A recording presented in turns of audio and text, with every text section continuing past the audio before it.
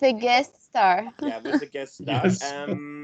James, you can switch on your video maybe, and well, welcome James Scott, and we're really looking forward for your presentation.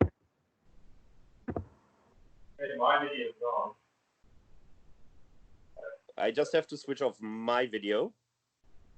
Oh.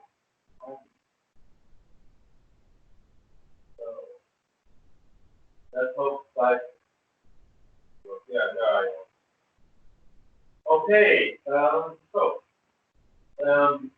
actually the first time I'm doing something like this, by online, and with Skype, it's actually terrible software, but it's what we have.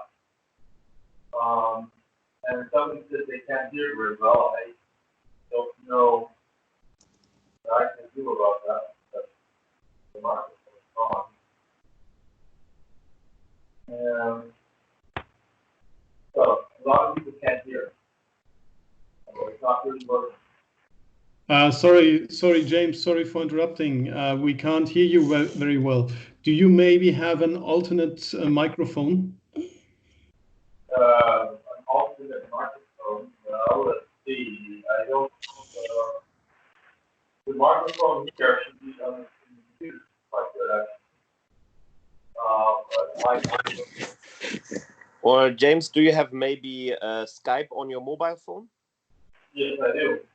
So maybe you could try to call. We try to reconnect with you through your mobile. That maybe can work better.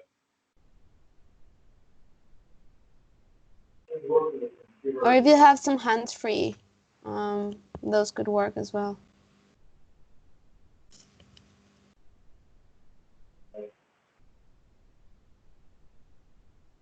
Well, first you have to leave. First you have to leave the web exactly, and then reconnect through your mobile. Maybe then it will work. Can you hear me?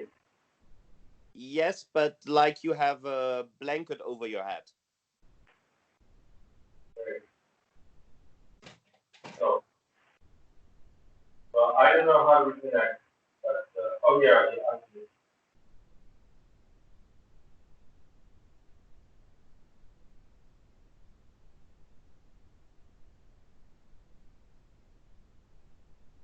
Wonderful.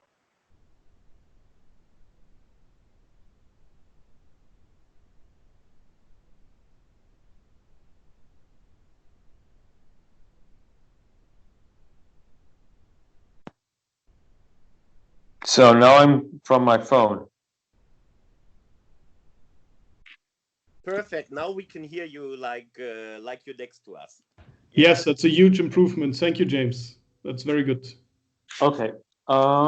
Yeah, so this is basically an experiment because okay, I think you can see me because I've not done this before. But anyway, I guess it's basically routine now in these days of quarantine that we are e-learning and working from home, et cetera, et cetera. And so what I'm going to do is basically talk about some insights, results that were generated by a project that I was involved in that was dealing with issues of security and information and the link between information and and security.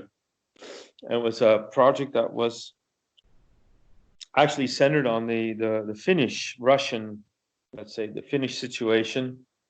And there was a lot of focus on the Finnish-Russian relationship, but it also had a comparative aspect to it. So we were looking at other countries as well within the European Union. And I think some of the things that came out of the project could be interesting for MEDIACT. I mean, in terms of dialogue, peace, conflict resolution aspects, things like that.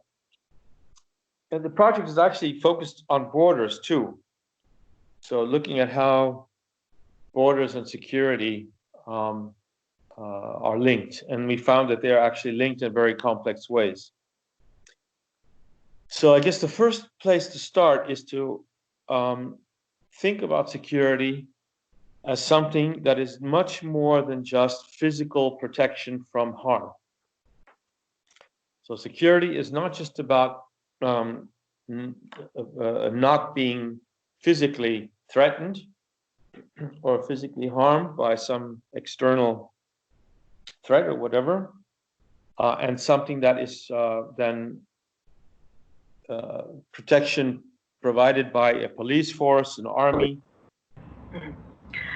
And I want to acknowledge as well that this is a very frustrating time, and that the request to keep trying to plan and trying to make some kind of clarity out of a future that is pretty inherently uncertain can be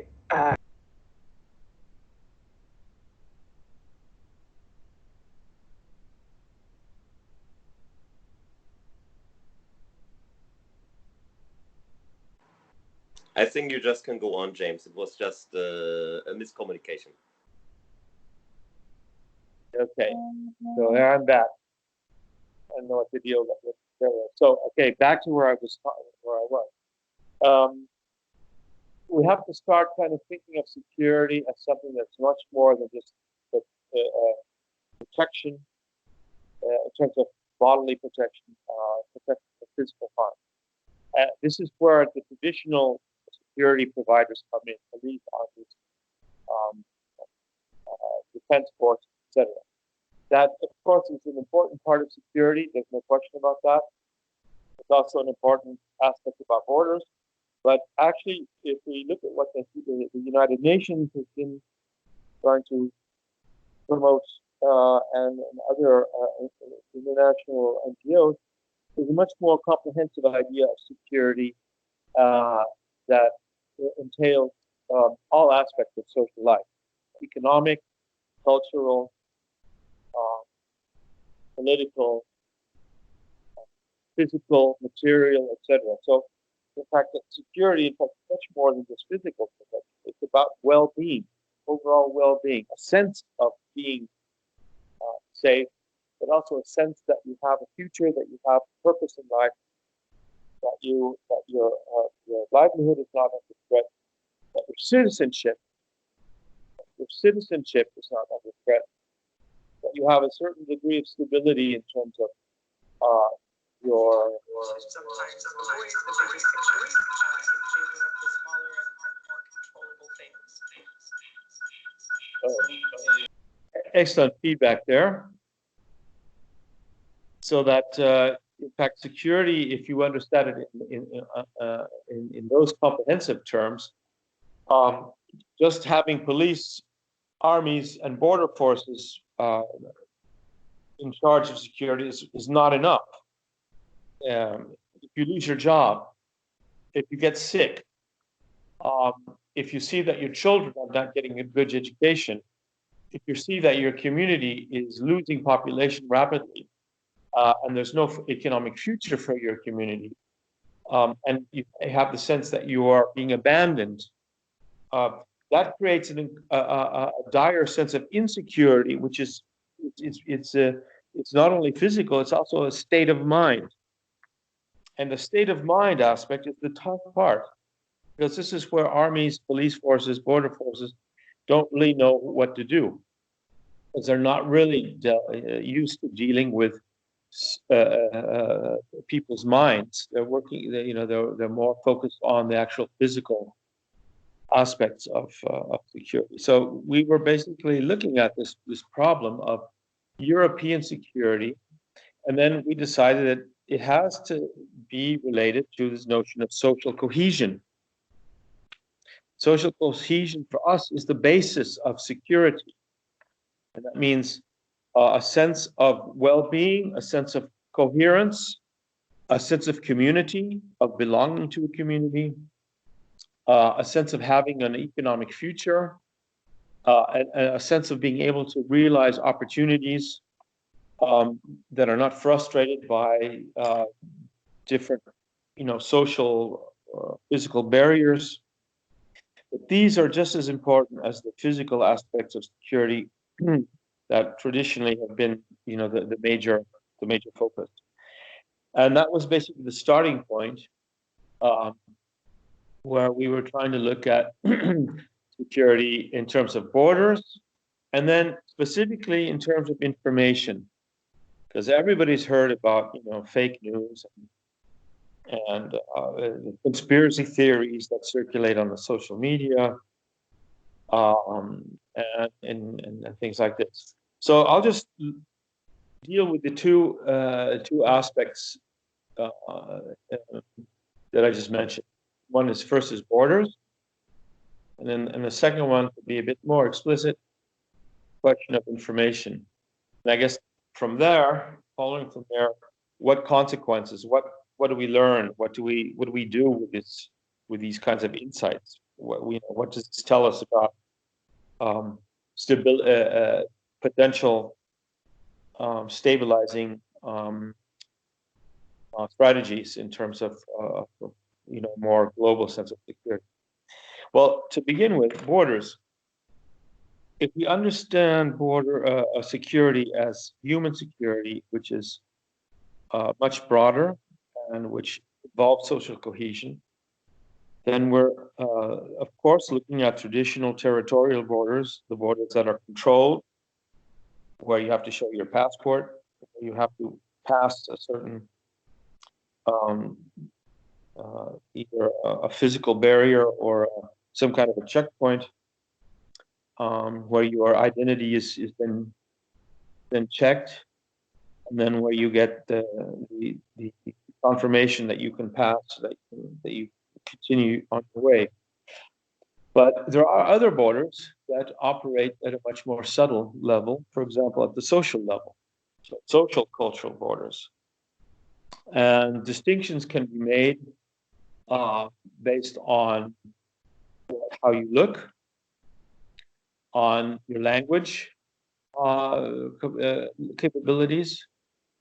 Actually, the passport you have, the passport that you could say almost born with, after you've passed the border, still has a bordering effect, because it basically gives you certain access or not to opportunities, to facilities, to amenities.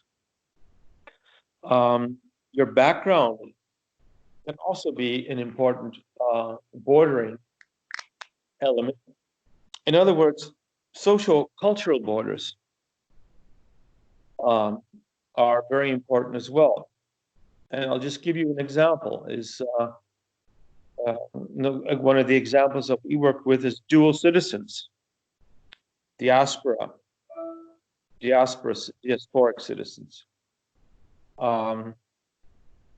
Because oftentimes distinctions are made between individuals and groups depending on where they come from. And unfortunately, in the past, dual citizens have often been seen as somehow less trustworthy as native-born citizens, because they could be seen as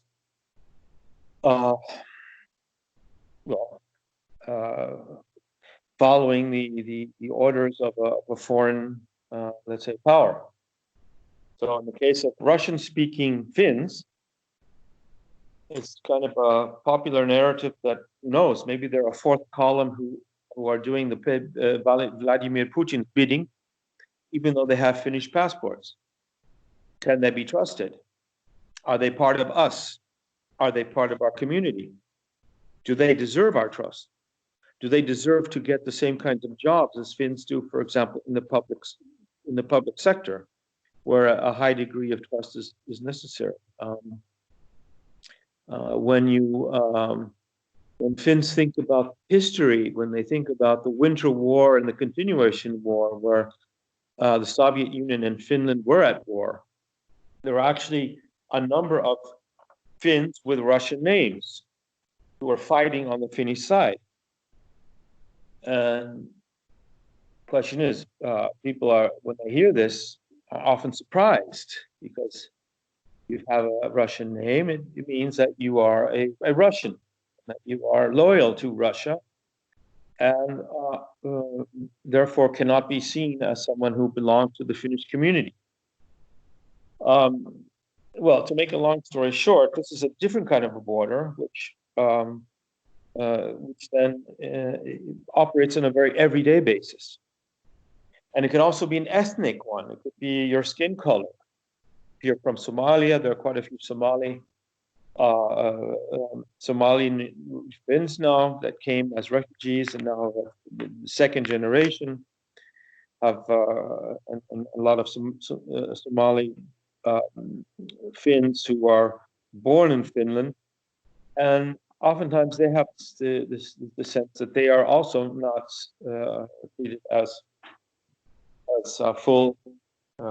fully recognized citizens. So this kind of process of bordering those kinds of people, in the sense of making a distinction, you are not really part of us, is a security problem, because it divides the society. It divides, it creates tensions, and it hurts cohesion, and it hurts conviviality. It serves to divide society. As we know, a lot of populist politicians, in fact, use the division, the tool of dividing society, as a way of consolidating their power, making this distinction between us and them, and basically saying that, you know, there's a majority society that should be in charge, and oftentimes that's cloaked in very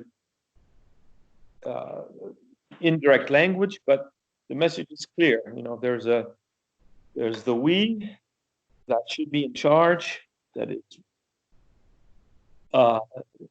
is the group to be trusted, and then there is a they, who are the people who don't understand how we or how our country works.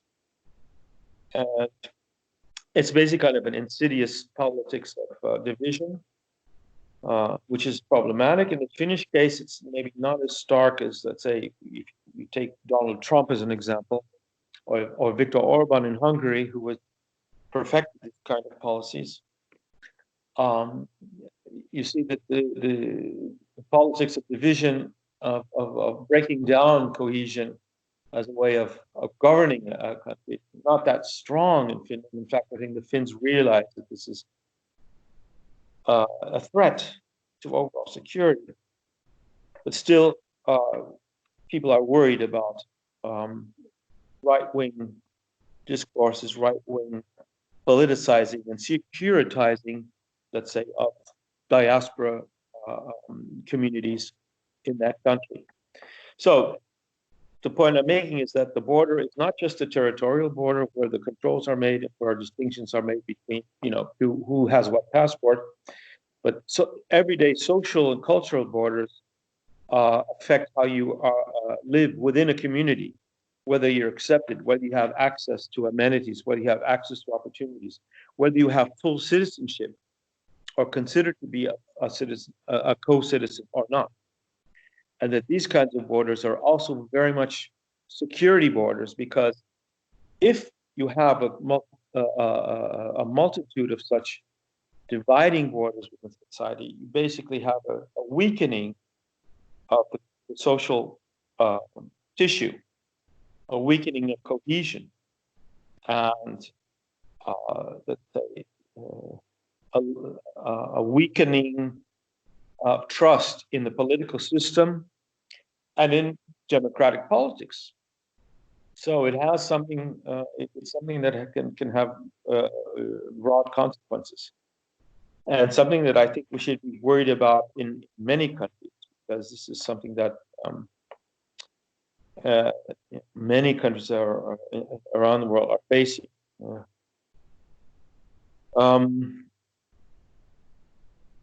That's one aspect of it. As I said, we were looking at the border, and then we were also looking at the role that information plays in either enhancing security or creating insecurity. And information, let's say, there is things like fake news, which could be like news items, one-off news items that are completely just crazily wrong. Sometimes they can actually be quite harmless, just kind of hoaxes. But sometimes they can be very pernicious. They can be very dangerous kinds of pieces of information that are intended to mislead and misinform.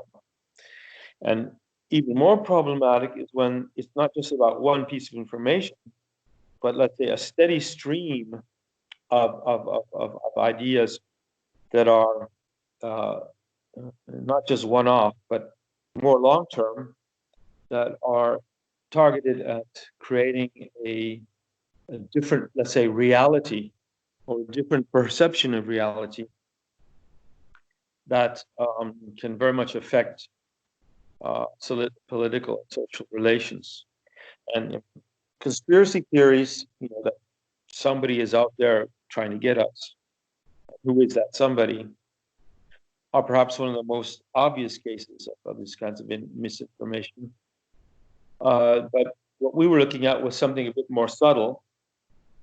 And we were looking at diaspora communities. And concrete cases were, again, Russian Finns. But you could go to Germany and look at the situation of the Russian Germans, Turks living in Germany. You can look at the situation in many other countries where you have diaspora communities, dual citizens.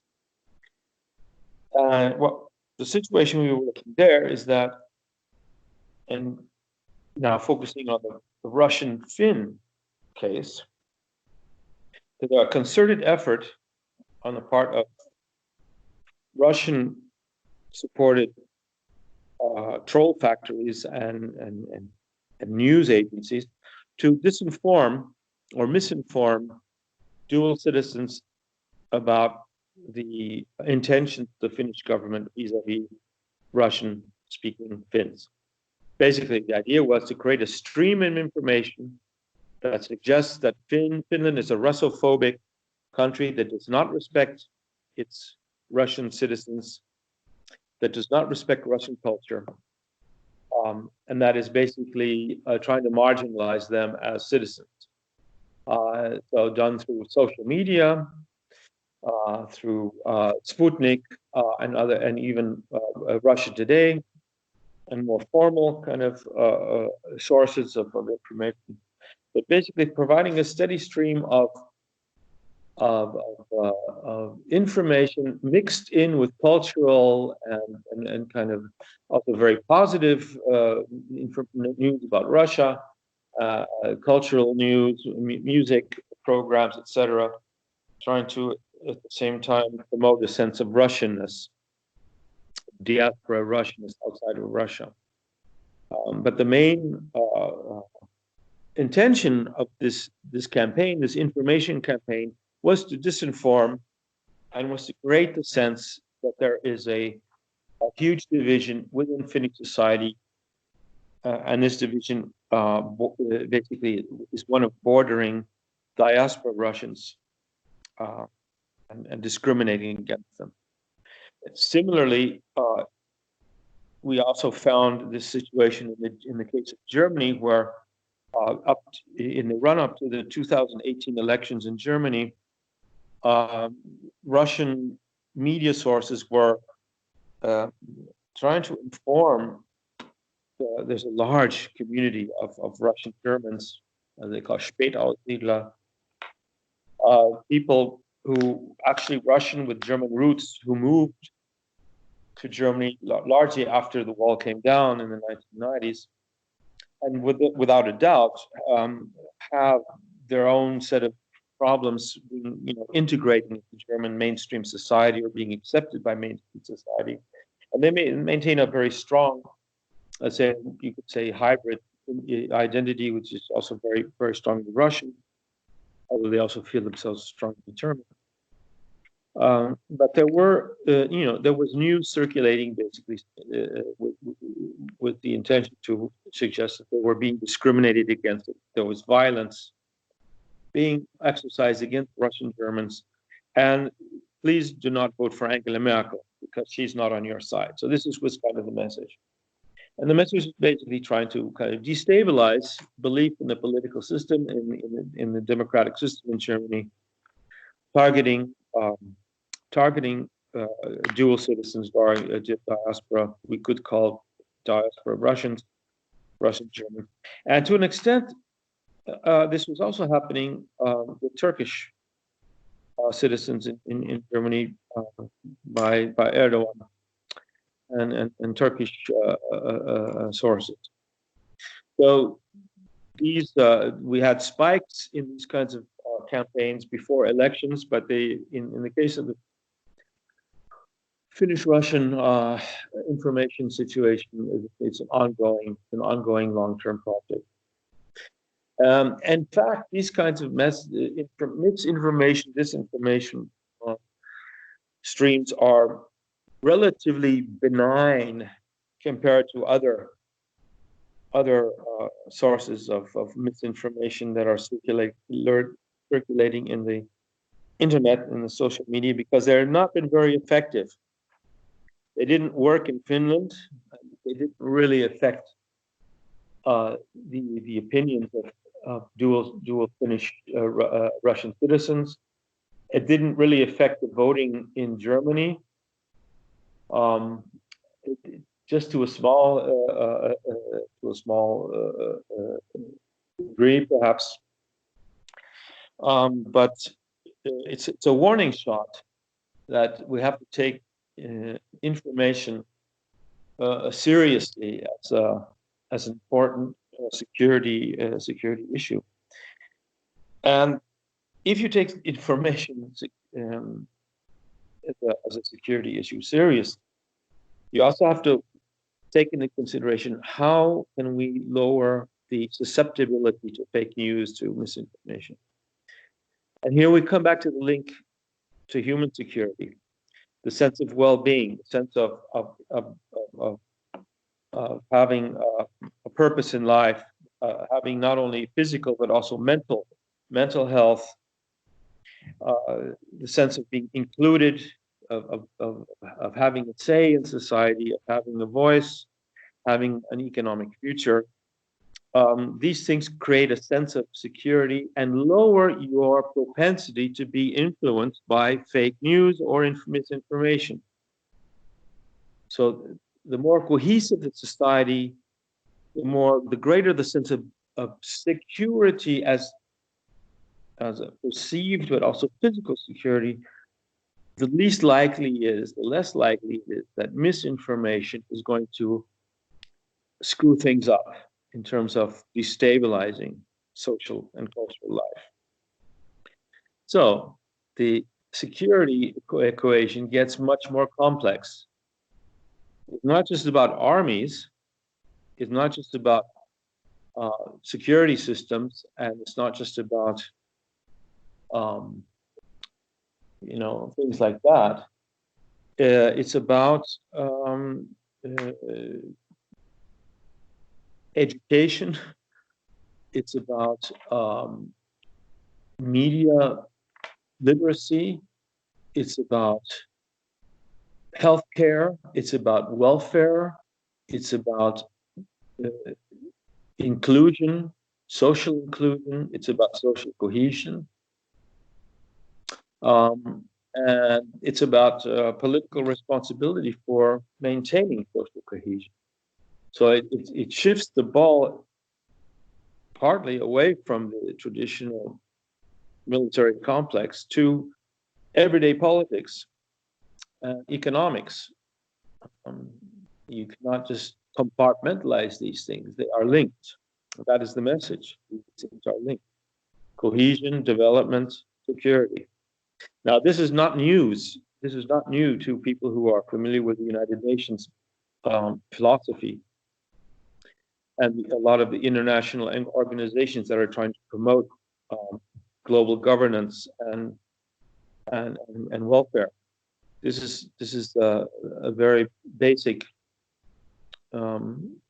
understanding of what is needed to have peace and stability in the world. But if you listen to the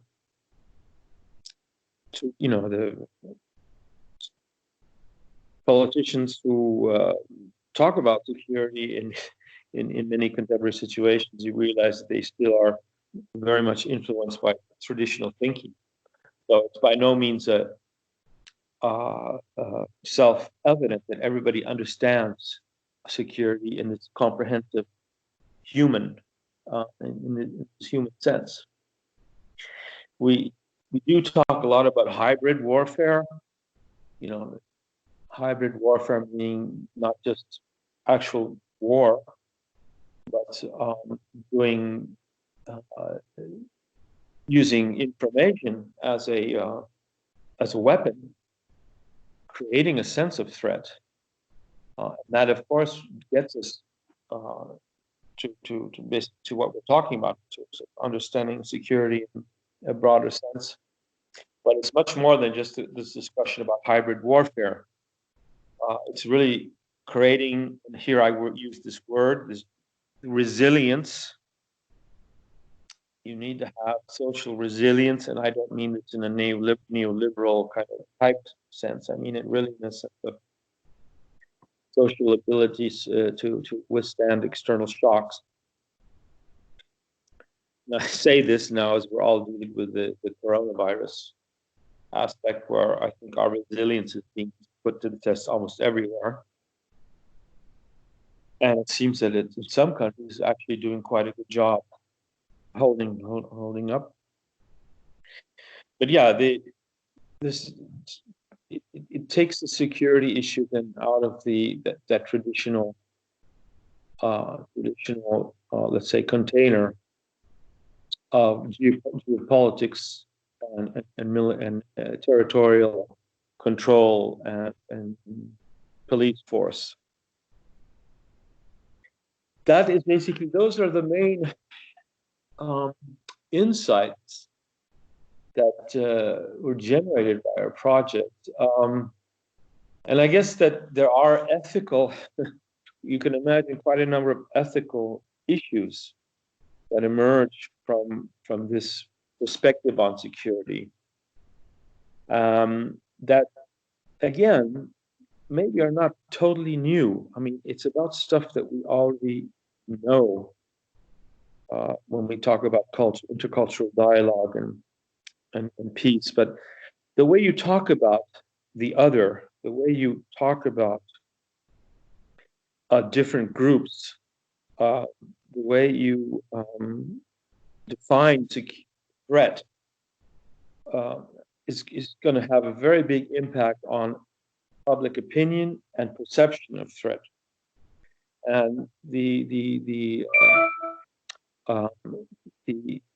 intentional singling out of certain groups or people as threats, social threats, societal threats, is something that has to be fought against. So suggesting, for example, that Islam is an existential threat to Europeans' Christian identity is a very threatening discourse, because it suggests that there's no possibility of some kind of a dialogue, some kind of a compromise, some kind of a syncretic conviviality between religions. It's an either or, it's a zero-sum game. This is very much the discourse that comes out of the mouths of politicians like Viktor Orban in Hungary, who suggests that Europe is in a state of civilizational war against non-Christian groups, aided by people like George Soros, who are trying to flood Europe with cheap non-Christian labor, let's put it this way. Again, another massive conspiracy theory which is still being propagated, but is basically propagating as well, a way of talking about other people, and I'm using the other in parentheses because the creation of the other that I'm talking about, the suggestion that these people are really different from us because they have a different religion or a different whatever. That the way we use language, the way the media use language is very important, and we have to be very cautious and very cognizant of the fact that language matters. The way we frame threat. And I think that in the case of countries like Finland and Germany, there is a lot of tension between populist discourses of threat and more, let's say, measured, more, I would say, even cosmopolitan attempts to frame threat in a more inclusive way. And this is, I guess, another one of the messages that came out. Is the ethical consequences are stark, and they probably will have a lot to do with the future of the European Union and the kind of European Union that we envision, at least in this case. How do we deal with populist narrations of threat that are very strong, and they're out there and they're broadcasting messages every day? What kind of an impact is that going to have on European security in the long term if we're not able to counteract this kind of populistic wave or this populistic trend in certain countries? And as such, those are kind of the main messages that came out. And here I mean, basically at the end of what I wanted to say, and anything else I had to say after that is just kind of pontification. That because I know that those who are really worried about and try to promote intercultural dialogue and peaceful coexistence know that the way you talk about a specific situation, finding kind of common language, is key. And one of the main challenges that we have is that language is being used that excludes the possibility of dialogue. It's trying to make dialogue more difficult, that it's trying to create a uniform, unitarian way of understanding how the way the world works, based on unambiguous identities, on singular identities, on black and white definitions of us and them, which don't work in the real world at all, because those kinds of definitions are always a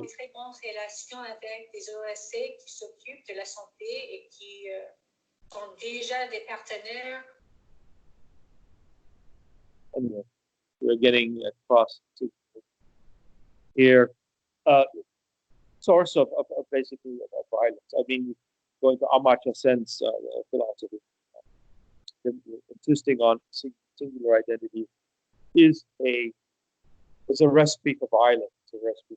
And we see that as well in Modi's India, this divide between Hindu and Muslim identity. It's actually loaded.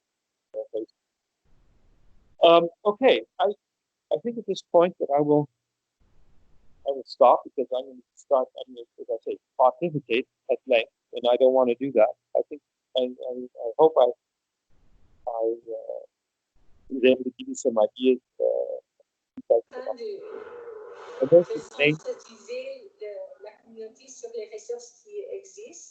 For the main messages that came out of it.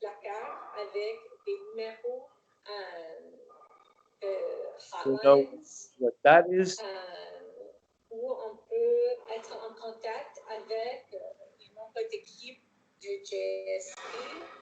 On parlerait du Québec, toi. I'm done. So, Hello. Okay. James? yep. Okay, first of all, thank you. I just might take over for a short moment the moderation. Are there any questions, or does anybody want to add something to what James said?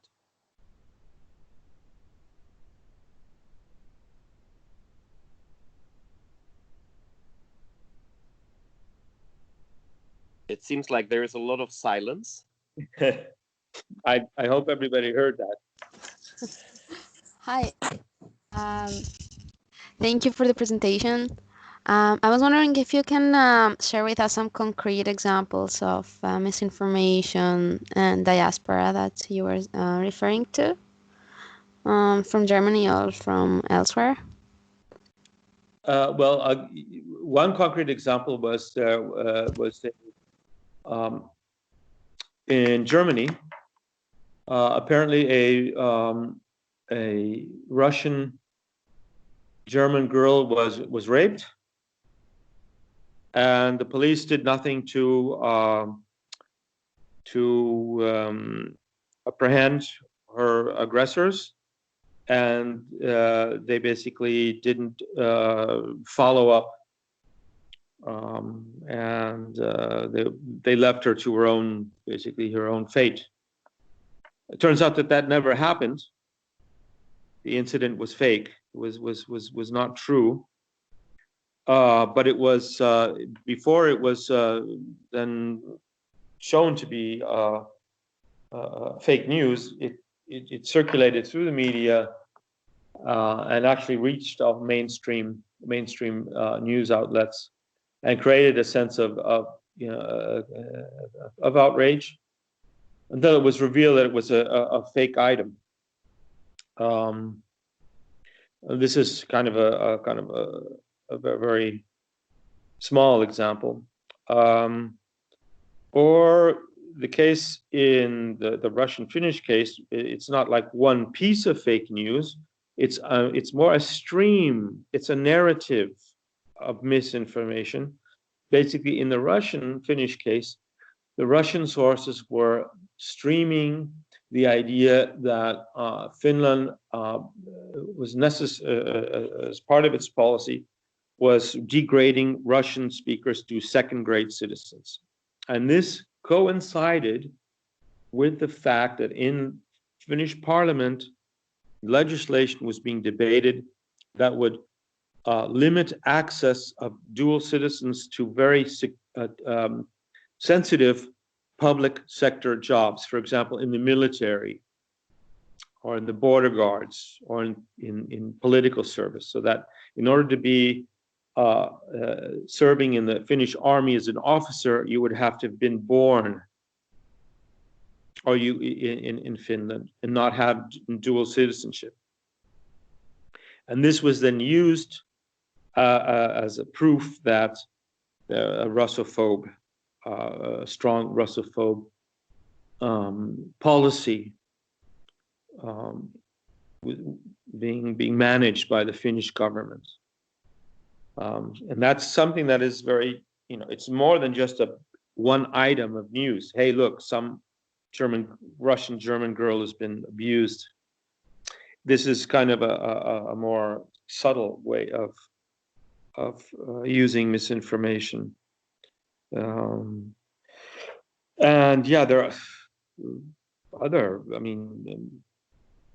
cases that we were looking at, but the thing that was most important for us was to look at these steady streams of information that not just one or two pieces of fake news, but the narratives that were emerging in the social media.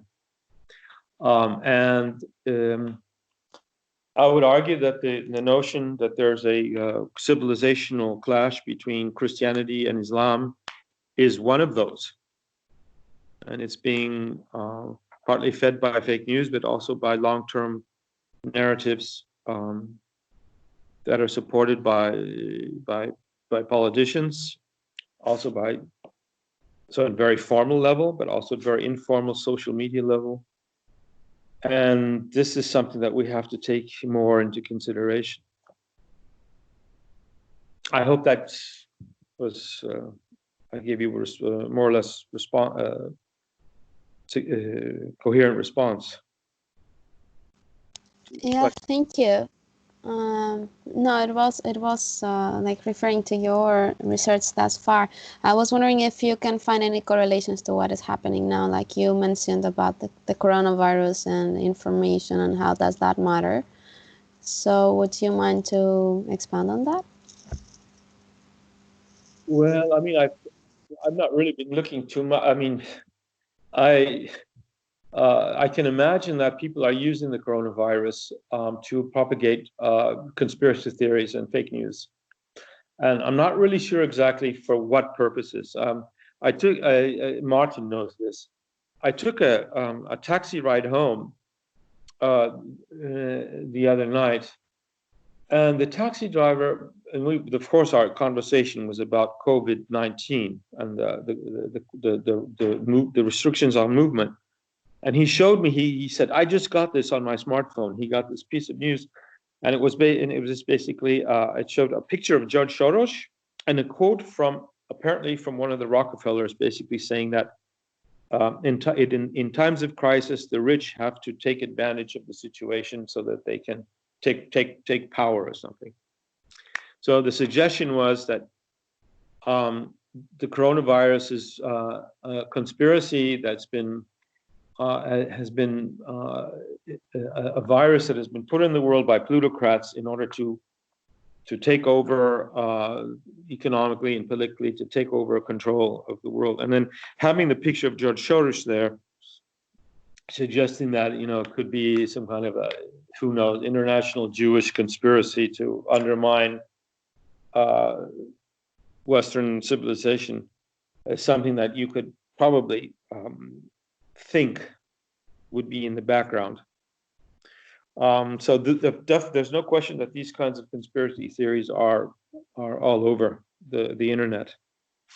And I've not really looked into them that much, but I can imagine that they could have a potentially destabilizing effect, especially if you got somebody like Donald Trump who is talking complete nonsense and about the virus, and, you know, take malaria pill, take malaria drugs to ward off coronavirus, for example.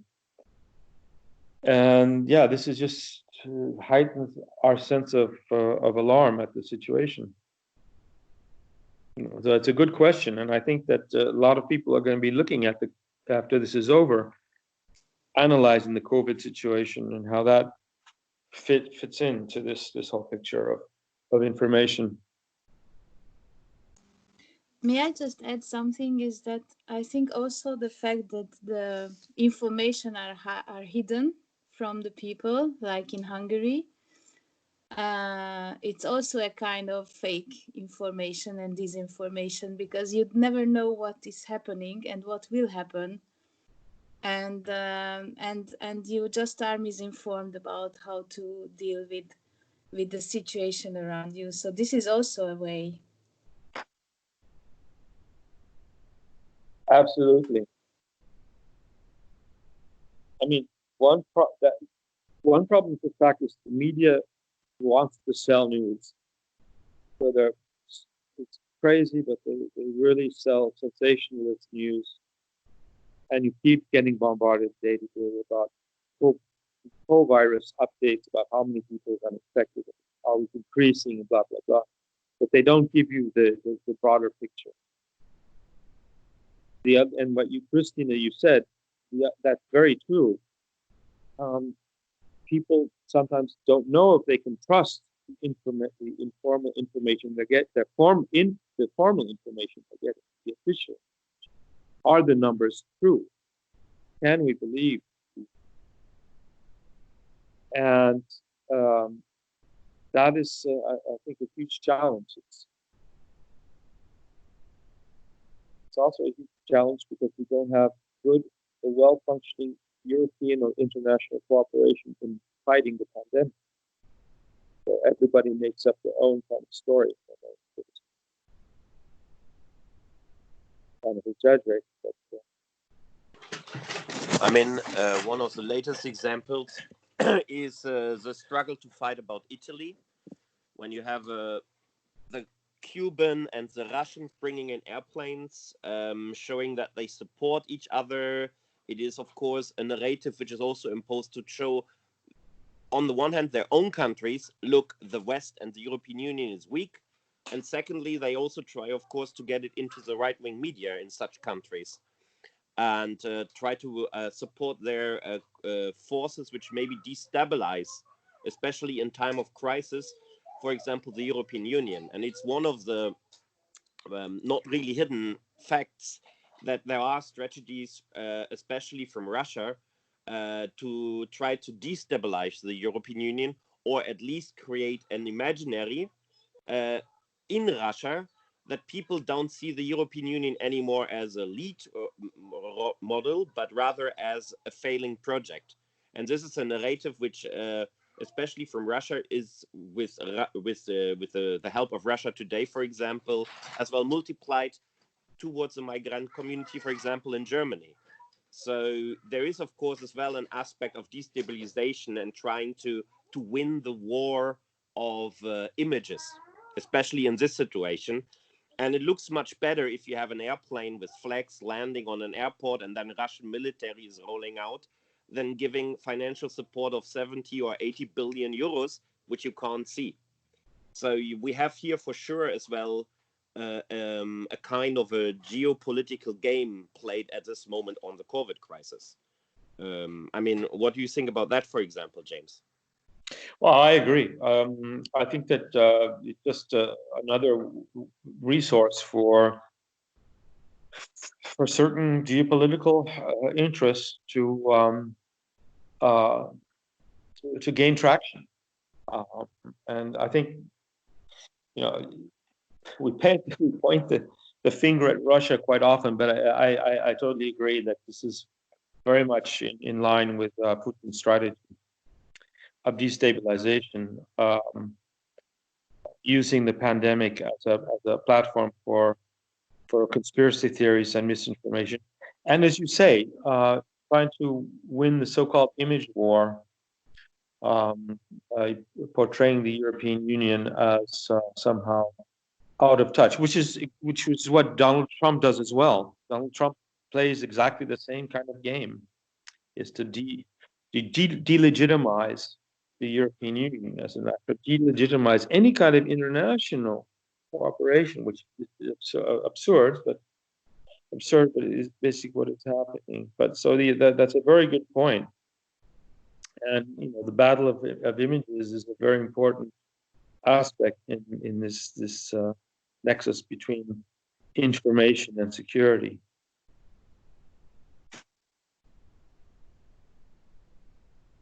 Okay, are there any other comments or questions?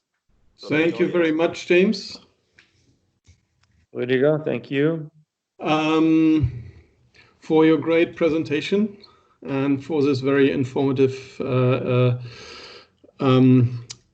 webinar. Yes, sorry, Martin, we basically started speaking about at the same time. If there are any more questions, please just one more question so that we can move on. Is there one more question that somebody wants to ask? Okay, I take that as a no.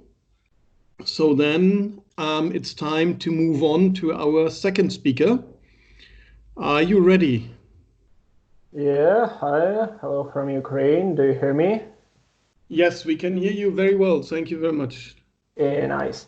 Okay, I hope that everyone is healthy, because it's not so safe time.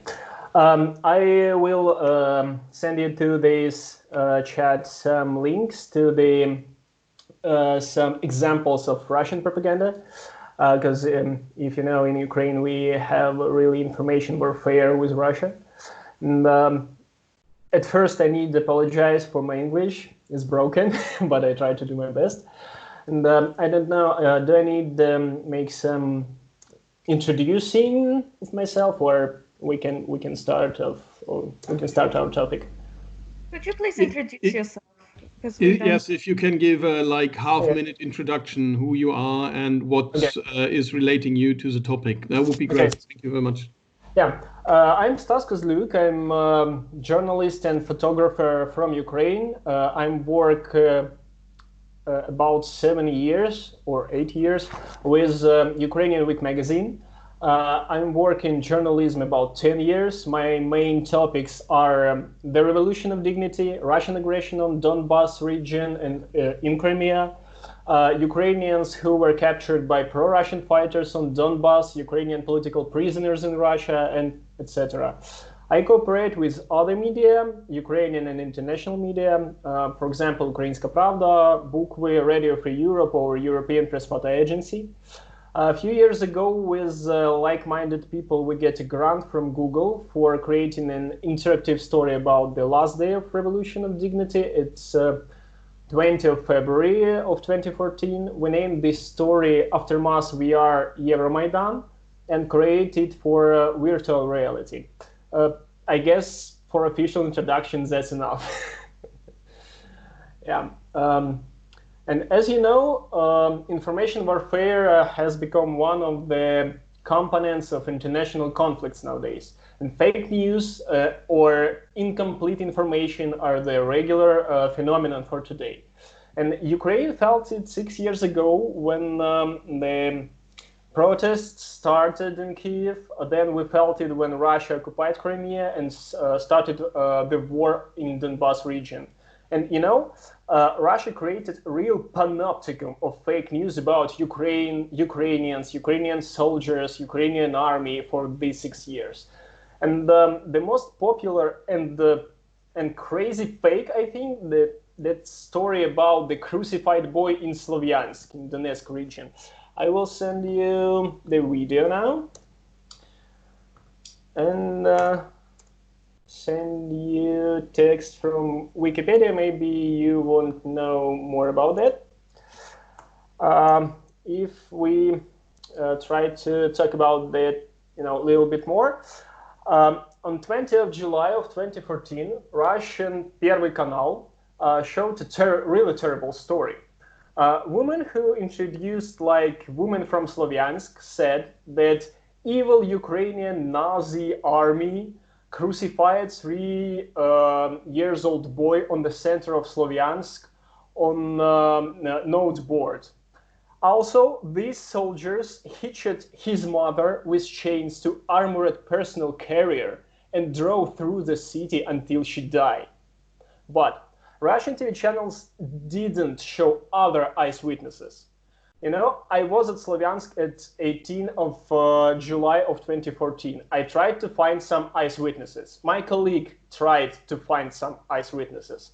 And, you know, we totally failed because local citizens can't remember this terrible crime because, you know, there is no spoon. There was no crucified boy. And I thinking a lot why Russians do this, you know, because at this 6 year, I have a hobby. I try to find crazy fake news about Ukraine. And I can't understand sometimes why they creating fake news at least.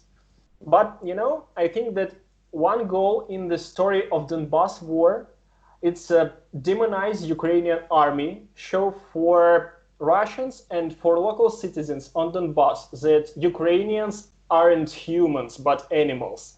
This is really primitive, but that's working.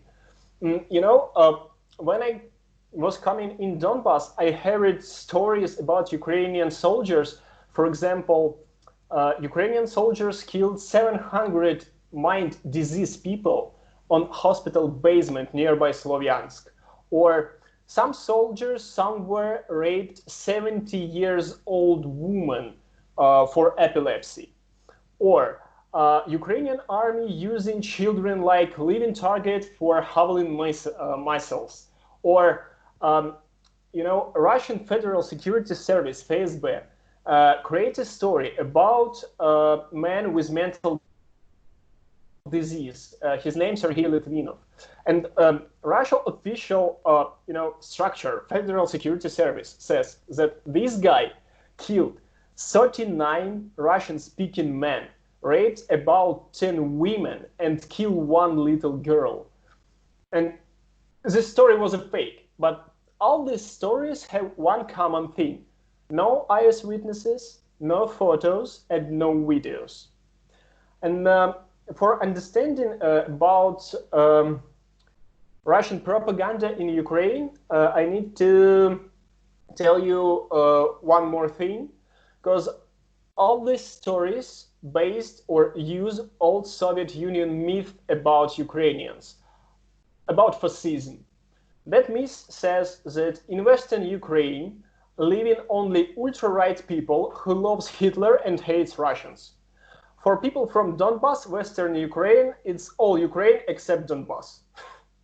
And all these stories about Nazi in Ukraine or something else start from World War II and Ukrainian insurgent army, which fought against communists and Nazi. And when Russia starts this war, Russia starts using this myth in information warfare. And, it's targeted not only at Russian audience, but at Ukrainian audience too, because we were not aware how deeply we connected with Russian information space before 2014. Nowadays, a part of Ukrainian citizens really indignant of Russian TV channels ban. A part of Ukrainian citizens believes in Russian myth about Nazi who got a state power after Revolution of Dignity. And these topics through by Russians are sprouted in the Ukrainian information space, like octopus, I don't know. And so strong informational influence in Ukraine is, impossible without enemies within help, because many Ukrainian pro-Russian politics helps Russian Federation in this informational war. One of them, maybe you know it, Viktor Medvedchuk, a politic whom the Ukrainian media calls Putin's crony, because Putin is a godfather of Medvedchuk's daughter. And this person flies to Russia despite the ban of air traffic with Russia. This man leading negotiations about political prisoners in Russia. Nowadays, this man keeps media holding. This man, his own party in Ukrainian parliament. And, in this media holding, Medvedchuk have few TV channels, few websites, few newspapers and radio station. And this media holding and political party, relay Russian propaganda, and pro-Russian bloggers are intervened actively in this information war too. They failed to justify of Russian aggression in Crimea and on Donbass region. But they are successful in other topics. For example, Ukrainian history, or sharing some Russian narratives about Ukraine. For example, Ukraine is a failed state country, and they are successful information attacks on pro-Ukrainian activists or volunteers or politics. One of the most brilliant example of attack like this is Serhiy Sternenko's topic. Give me a moment, please. Yeah, this guy is from Odessa. He is activist, and he. I'm find the photo.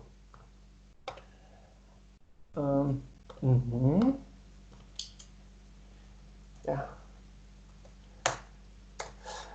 And this guy was active in Odessa.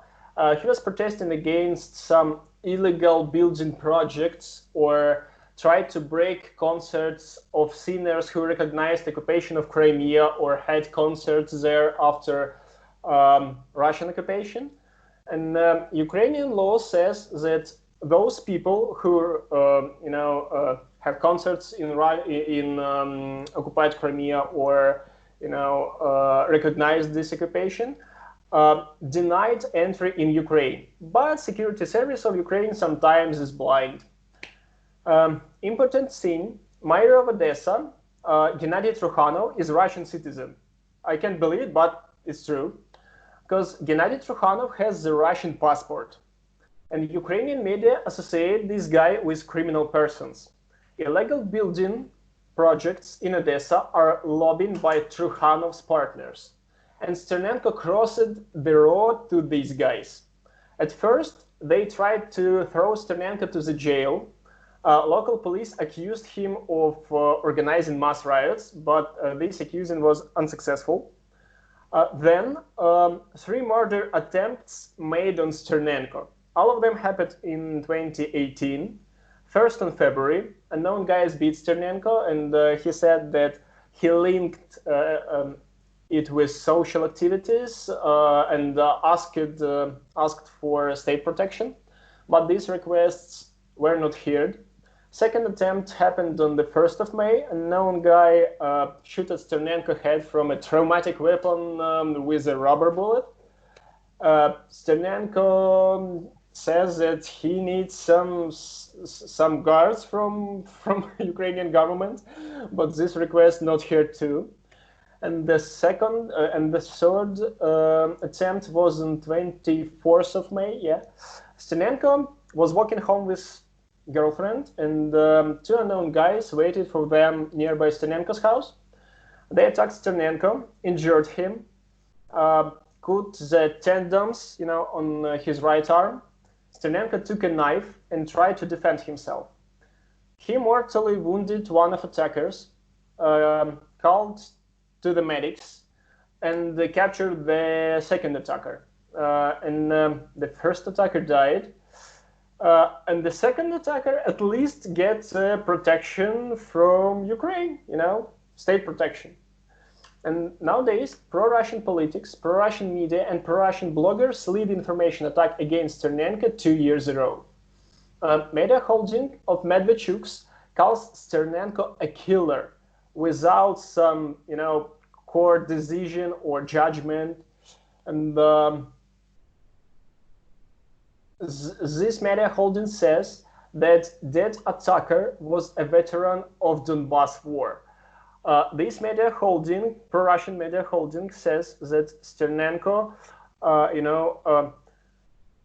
made a massacre and film it. It's true because it's not true because Sternenko get a stream of this situation because publicity can help stay safe, And the man who died after this attack never fought on Donbass against pro-Russian fighters, but a few years ago he was a paratrooper, And but pro-Russian journalists at every law enforcement press conference asking about punishment for Sternenko.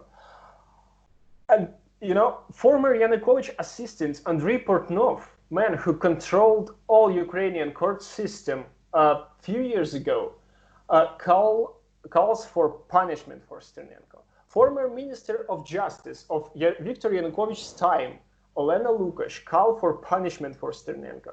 Moreover, pro-Russian media are mentioning Sternenko almost every day. The journalists from Telebachnya Toronto project, they creating some, ironic late night show, calculated by Google search. In September and October 2019, pro-Russian media mentioned Sternenko 133 times. And at that period, we haven't some news occasions about Sternenko. For example, neutral media mentioned Sternenko 11 times for this period. You can prove it by yourself. I send you website, the flagman of Viktor's Medvedchuk Media Holding. This site named Strana.ua. And if you try to find name Sternenko, you can see that really every day on news on this website, Sternenko mentioned. It's terrible, really. And it's hard to believe, but Russian media in Russia mentioned Sternenko. For example, Vladimir Solovyov at Первый Канал devoted a part of his program to Sternenko last year. And the guest on this program called activist from Odessa, sorry for these words, but a scum, a crud, the embodiment of Nazism. And Russian media tries to explain that Chernenko recognizes all Ukrainian civil society, active part of Ukrainian civil society. And they try to argue that if Chernenko are Nazi, but he isn't Nazi, but if Chernenko Nazi, that all Ukrainian civil society are Nazi. Why Chernenko at least? I think that he owes pro-Russian media for his popularity, and he mentioned also by various pro-Russian pro-Russian politics in Ukrainian parliament, because he is one of the most prominent Ukrainian activists who fighting against Russian influence in Ukraine. For example, last year, Russians tried to set up a telethon together with Medvedchuk's Media Holding for understanding. You know that Russian Federation denies involvement in the conflict in Donbass, calls this conflict the civil war and blah, blah, blah. And Sternenko was one of those who opposed this initiative and co-organized the meeting nearby TV channel's office that tried to support this initiative. But nowadays, Russian media tried to discredit all Ukrainian civil society. Sternenko is a little example. Because civil society in Ukraine actively involved in counteracting of Russian aggression and Russian information influence. And the last example, a month ago we had a telethon on the Medvedchuk's media group, and this telethon named The Smell of Soros.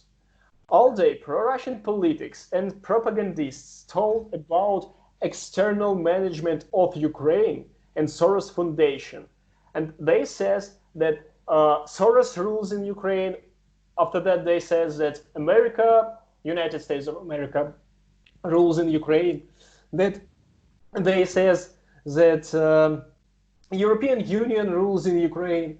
It's terrible. One more thing, because victims of Russian or pro-Russian propaganda are Ukrainian soldiers too. We have the Vitaly Markiv case. Maybe someone heard about that. I send you a link about this story. Yeah.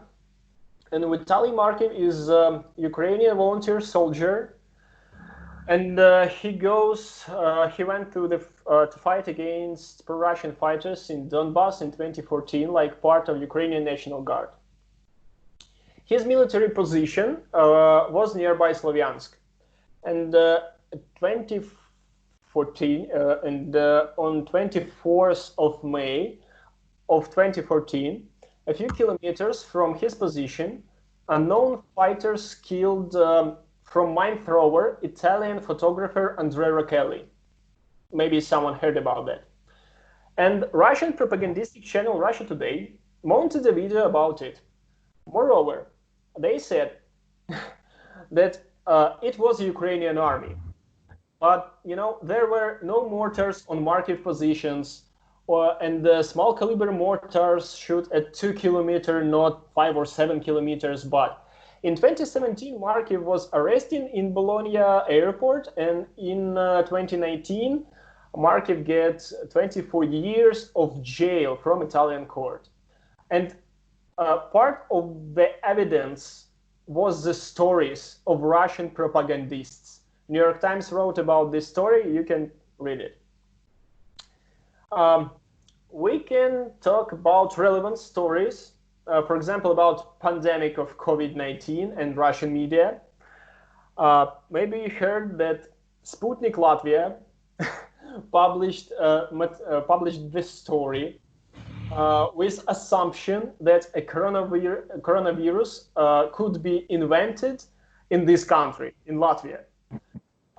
In this story, this assumption argued that in Latvia there are many talented biologists and pharmacists, and that the COVID-19 epidemic is profitable for the local authorities. In Ukrainian information space, fake news about COVID-19 are spreading too, and these part of these fakes come from Russian media like Komsomolska Pravda, or from Russian bloggers that they really popular in Ukraine, or from some pro-Russian bloggers like I don't know, or from bloggers who uses Russian media as a primary source of information, because in Ukraine we have problems with another languages except Russian and Ukrainian. And a few hours ago, Ukrainian security service says that they detained people who organized fake news sharing. I can send you a link, but it's on Ukrainian. You can, so you will see photos maybe.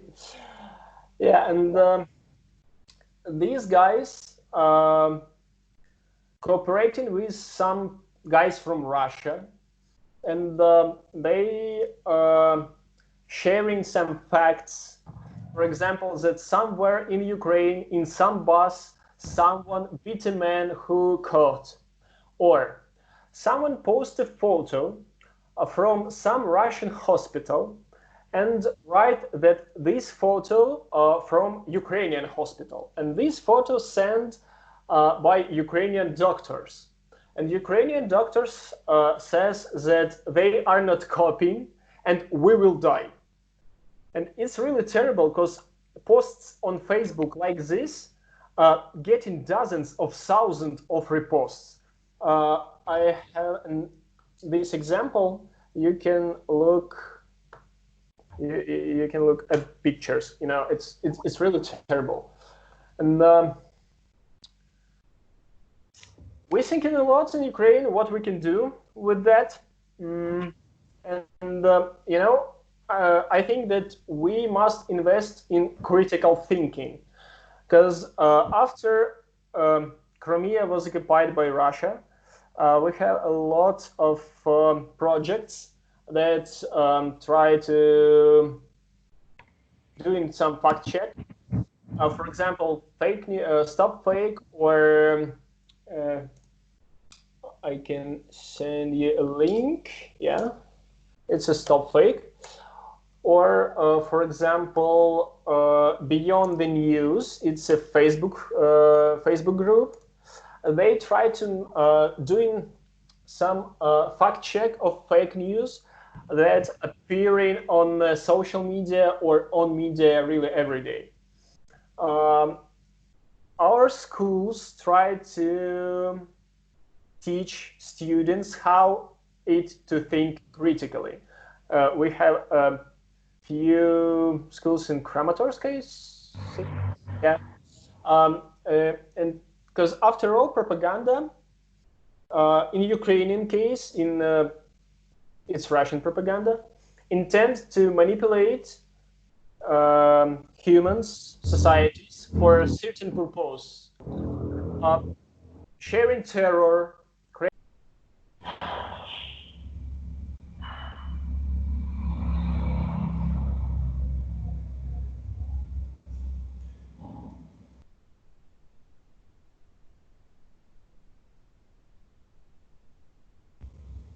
Sorry, your mic is off. We can't hear you. Oh, sorry. When I stopped, when my microphone off. 20 seconds. It was not long. It was just a little bit. Oh, okay. Yeah, because you know, in Ukrainian case, Russian propagandists really tend to manipulate Ukrainians and for certain purposes.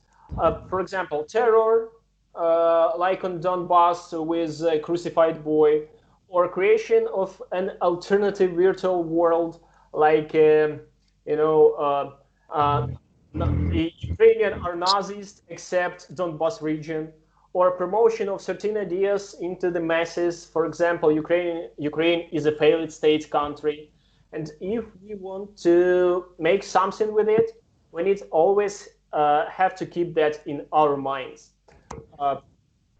Yeah. If you have questions, maybe you want to add something, you can tell it, text it, ask about it. Yes, thank you very much for your great presentation. Are there any questions? So basically, I will have one question related to propaganda in Ukraine. If you hear me. Yeah, I hear. Sorry, I sent the link about telethon of Smell of Soros, the part of, yeah. Yeah, I would like to know, like, for example, if you have any national tool which on the country level, which help you to fight against propaganda and fake news there. Like, for example, in Lithuania, currently we have lie detector, national newspaper. They're trying to find all the fake news and post it and post the comments so people can be informed about fake news on social media and etc. I send you a link on Stop Fake. It's a volunteers project from 2014. And this project have a few languages, Russian, Ukrainian, English, German, Polish, and other. I think it's a biggest project who fighting against Russian propaganda in Ukraine and try to catch these fake news. Some Ukrainian NGOs that cooperating with media, like EME, making competitions between journalists or some active people. And this competition is about find more crazy fake and argue why these news are fake. We have the Facebook group named Behind the News. It's it's only for Ukrainians, and on this group we try to fight against Russian propaganda and fake news and try to make in some fact check. And a few last weeks, we trying to find some fake news about COVID-19. It's really because we find that some fake news about COVID comes to Ukraine from Russia or from Russia internet. Yeah, and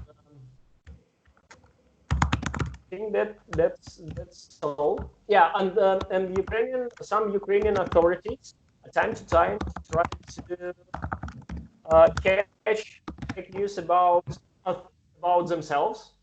For example, a security service of Ukraine tried to comment some fake news about security service of Ukraine, or office of president of Ukraine tried to comment some fake news about office of president of Ukraine. I think that it's a lot that we can do in nowadays. Maybe we can find some another cases or another topics that we can be more successful. Yeah. Thank you for your answer. Hi. I also have a question for you. Thank you for your presentation. It was really interesting and very concrete, very tangible. Like you mentioned about counteracting the narratives from Russia.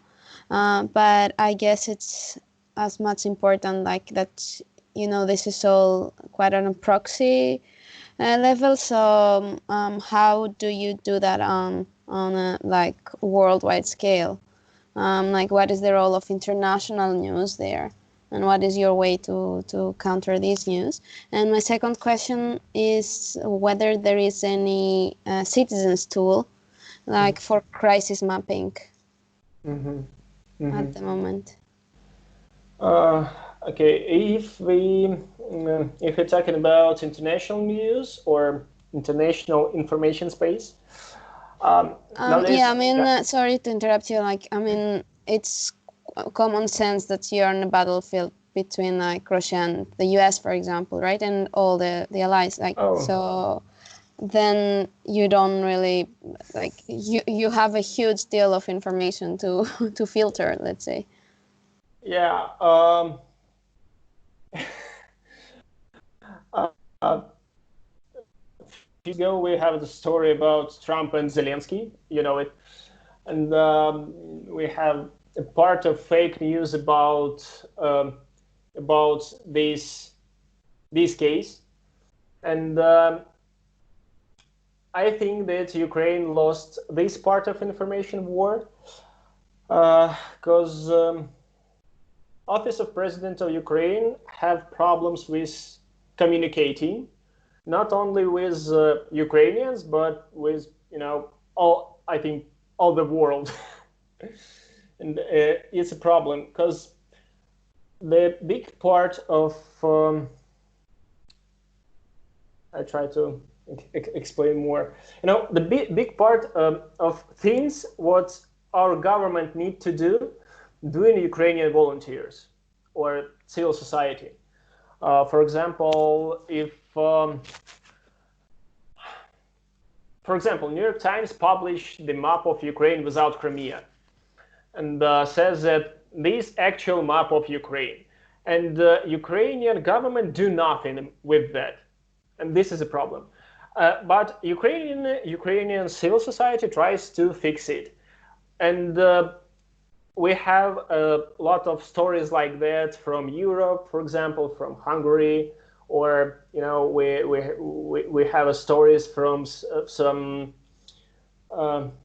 If you're interested, you can text me on Facebook. I can send you example from Italy, I think, when journalists called Ukraine Malorussia.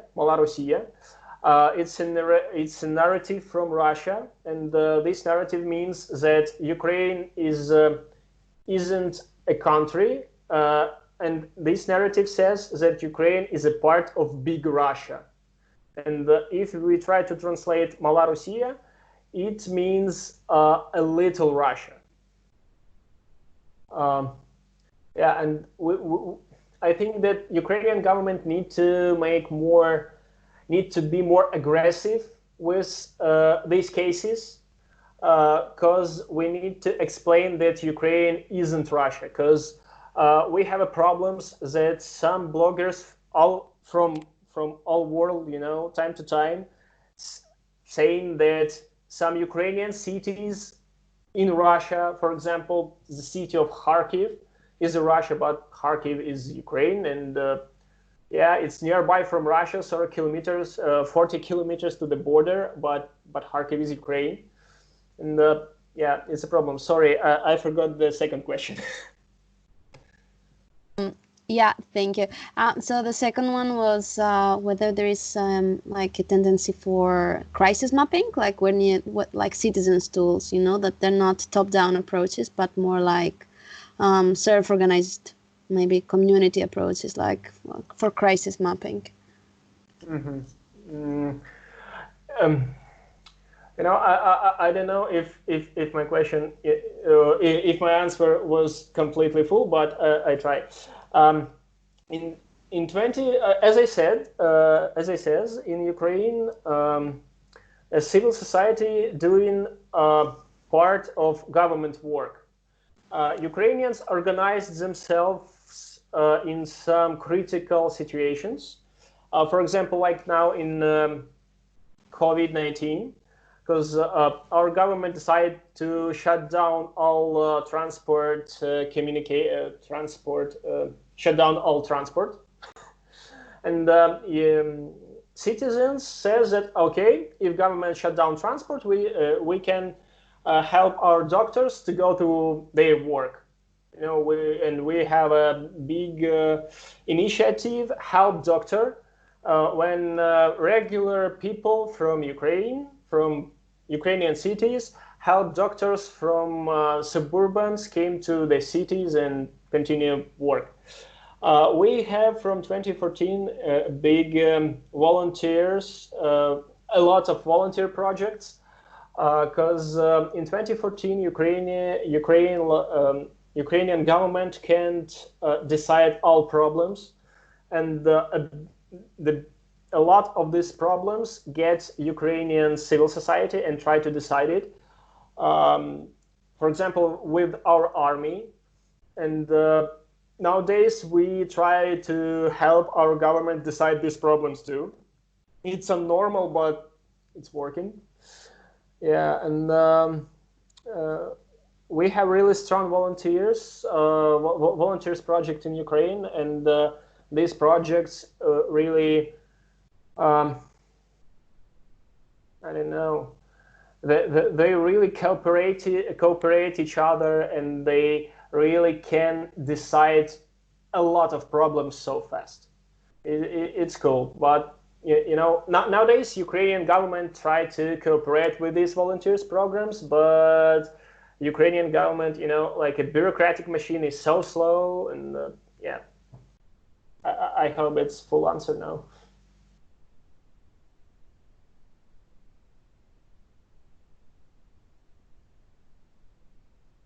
Or not. Thank you very much. Yeah, Any more thank you. questions? Sorry, Amelia. Sorry for interrupting. Yeah. Please ask your. No, it was very comprehensive. Thank you. Okay, thank you very much. Are there any more questions? Then in this case, I would like to add something, because don't get me wrong, I very much understand the situation in Ukraine, but sometimes I was thinking poor Russians, because the propaganda tool is something that everybody is using. There has recently been a publication on German TV called Die Akte BND. That's which is a file on the German Foreign Secret Service, and they have bought Russian weapons in Ukraine to sell them to conflicting militias in. They sold them to Somalia, and they sold them. And they sold them in Yemen, which is highly illegal because the German law prohibits to sell weapons to countries which are at war, unless they're NATO countries, of course. So they violated the law and bought Russian. Why Russian weapons? The thing is very. I'm sorry for this. It's how it is. So the situation is pretty simple. They wanted to create TV pictures that show in Yemen and in Somalia the conflicting parties using Russian weapons. So this was also part of a propaganda war. Don't get me wrong. This is not. I'm not speaking up in defense of Russia. All I'm saying is that this is a tool that everybody uses, even countries which have such a good international reputation, such as Germany. Yeah. And they had a 9-year investigation on this. And then, like, they showed this with letters, emails, how certain German companies collaborated in the arms trade and transportation, especially one company.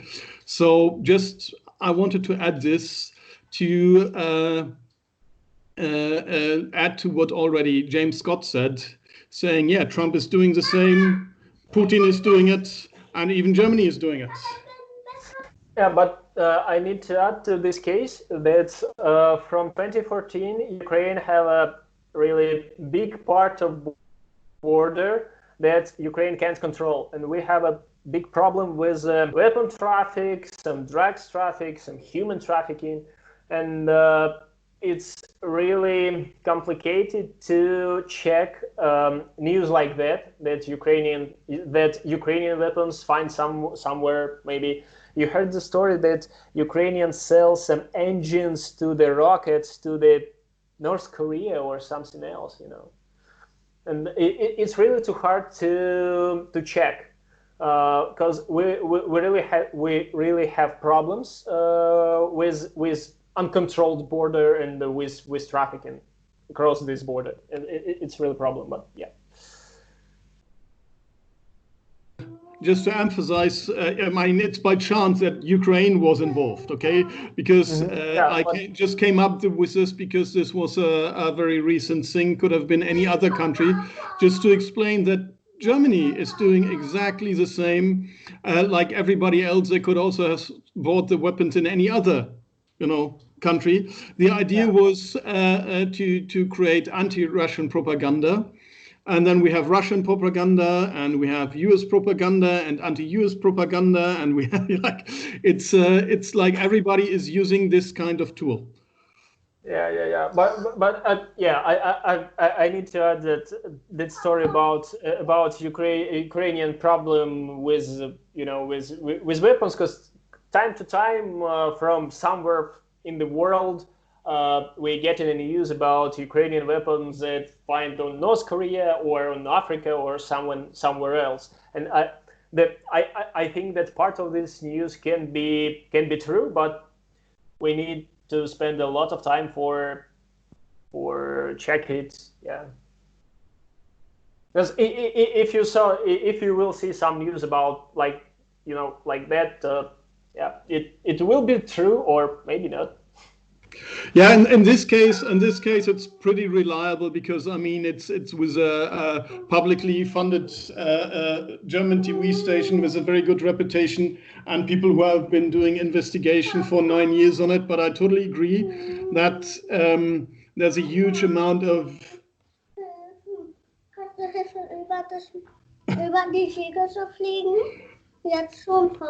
yeah, just to just show you my current work situation. Wait a second. Here he goes. In case you saw the video, he was just climbing half completely. Anyway, he's a kid, and he always comes first. That's how it is. So thank you very much, and it was a really interesting presentation. It was great. Is there anything else anybody wants to ask or add?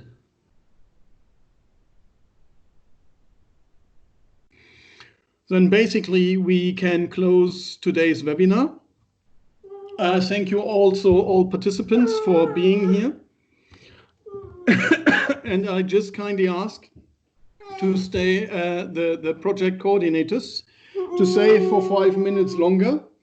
And everybody else, I mean, we're not talking about secrets, but just saying everybody else is free to do whatever they want on this beautiful spring day, where most of us are not allowed to go out. Cheers, guys. Thank you very much. Thank you. Bye. Thank you.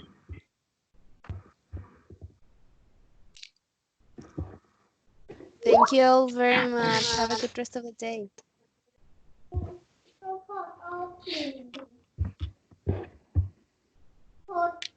Arik, ich kann noch nicht auflegen. Wir müssen noch ein ganz kleines bisschen. Okay, thank you very much for those who are still here. I just have to make a very quick amount. Ja, so. Nein, kann ich nicht, weil ich ganz kurz hier das regeln muss. Das dauert nur noch 5 Minuten, mein Sohn. So, sorry for all these interruptions. It's just the current situation, and as soon as it's over, he will go to the kindergarten again, and things will work differently again.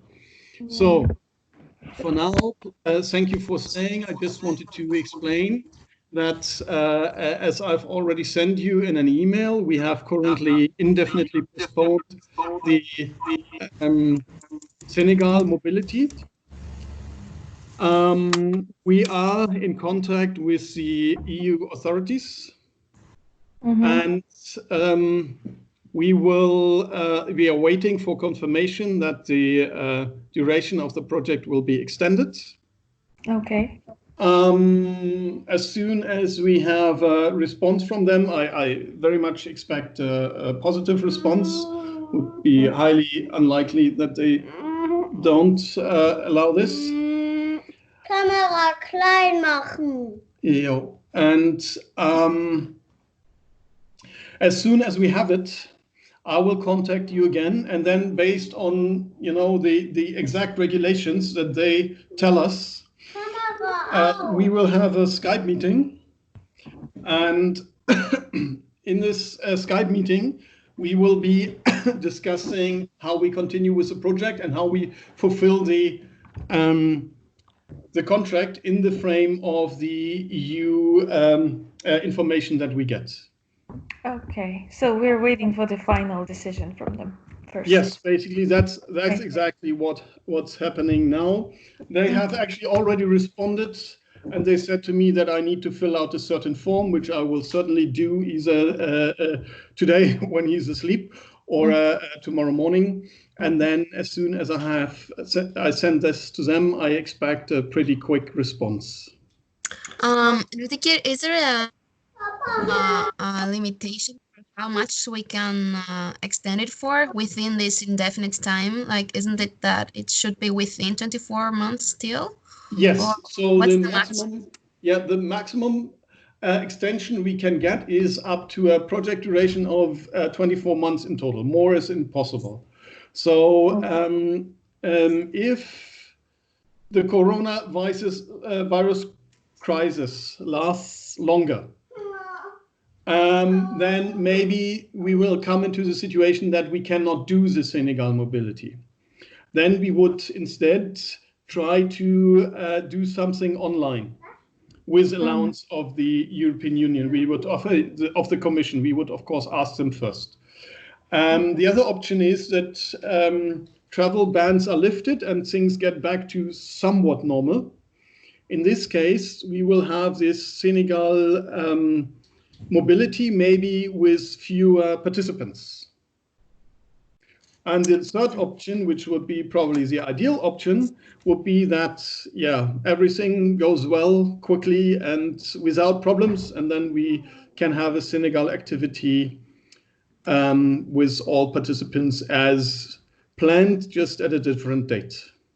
But May I add something? 24. Oh yeah, sorry.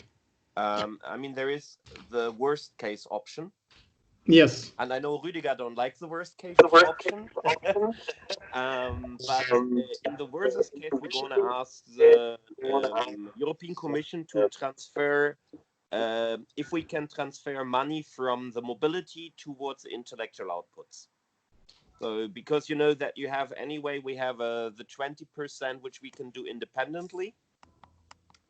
However, in the worst case, we might, if we have more than 20% left and we can't go to Senegal or we have to send less participants, we will of course try to save as much funding as possible by transferring it to the intellectual outputs. That's the worst case. My question is, when are the 24 months? Because if we are looking at the end of the 24 months to be like more secure, and then that would be around like November, I assume, or? Give me a second. I have it in the email from the. It's in this email. And of course, there should be some. I mean, maybe the Senegal team cannot. Yeah, it's not available at certain period. So legally and for the. As a reminder, your as per grant agreement is 21 months. Yeah, that's our current project duration, so we can extend by 3 months. So the end of September? So no, that's like the end of August would be the regular end. And then we have end of September, October, November. So end of November is like the latest dates. So since it doesn't look like the coronavirus crisis will be over soon, we have to also plan for the possibility that we cannot have a Senegal activity. We will still fulfill our contract with the European Commission, just in a different way. Okay, we'll find a solution. I cannot tell you what kind of solution yet, because I mean there's still the possibility that we can do the mobility. You know, simply at this point, unfortunately, we don't know, and we can't do any concrete planning until we know more on the plans of lifting the restrictions. Right. But we are firstly looking at like when things are more clear to be able to do the Senegalese activity like on the ground. Yes. So what we will for now concentrate on all other contract obligations that we have. So as soon as we have the response from the European Union, we'll discuss how we can conduct everything that's not the Senegal mobility, which includes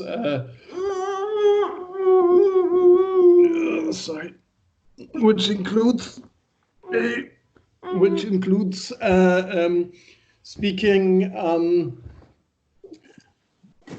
One second. Which includes it's been too long. May I just add something? I mean, maybe this is where the question is heading. Of course, we have all to agree on a deadline when we say we will do the decision, because we know that we have to do some preparation if we go to Senegal. So we have to think about a common moment where all of us say it is sensible to say that is a date when we have a look and decide. In our other projects, usually we would say the end of June. That is a critical moment, because then we could, some people have to prepare tickets, others have to prepare visa. We have to find participants. Of course, we can all agree, and this is up to the partnership, on a moment when do we do the final decision to see what the situation is like. I mean, it's obvious that we can't wait till September to see if we can travel in November. So I think this is where the question was heading, right, Amelia? Well, that one as well, yeah, but also like to be very clear on what is like our first option, if it all goes well, of course, right? And then like to be sure, like what do we first cross out? So basically, we are going to do everything. The question is just how we are going to do it. With regards to everything except for the Senegal mobility, we will have soon a Skype meeting with all project partners, and we'll take our time to discuss how we are going to approach the workshops and everything that's still open. We get this done as soon as possible, and then we'll see, like this, the Senegal mobility will be the last thing that needs to be handled. And before we make a final decision on how to handle it, we need to have a more clear idea on how the corona crisis is, how the pandemic is further developing. All right. Mm-hmm. Is that? Yeah. Or so is there? I mean, with all the let's see how the situation is, because for us to even say anything before the end of the month, it's impossible. Let's see if they lift this lockdown regulations here, and then we can. Also, we have to keep in mind we have a global project, so we have partners from El Salvador, we have partners from Kyrgyzstan, we have the European partners, we have to go to Africa. So it might be that some countries can't travel, others maybe could. Then, of course, the question is to our Senegalese people, how is the situation in Senegal? What are maybe as well the legislation of the government over there? And I think at this point, since today, for example, the German government just decided to close all the borders, we're still in the way where the things are developing rather into closing and not opening. So, I mean, of course, we have to find a moment and we have to define it as a partnership when we say this is the moment we do the decision latest. Because, as I said before, we might have the chance to save at least the travel money and turning it into the intellectual output. But this also needs time because we have to pre-agree this as well with the commission. So I would leave it really up as well to you to make suggestions because you know better maybe how things are in your countries.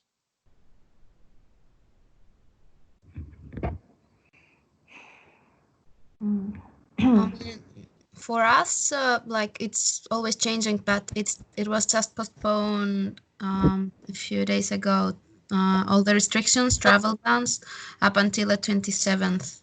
But obviously, we cannot know how much is that gonna be extended for, or whether how gradual would the lifts be. Because I don't think that it will be just a sudden open up of the borders. It will probably have to be an exit strategy. So. We also have this problem that we have contradicting information.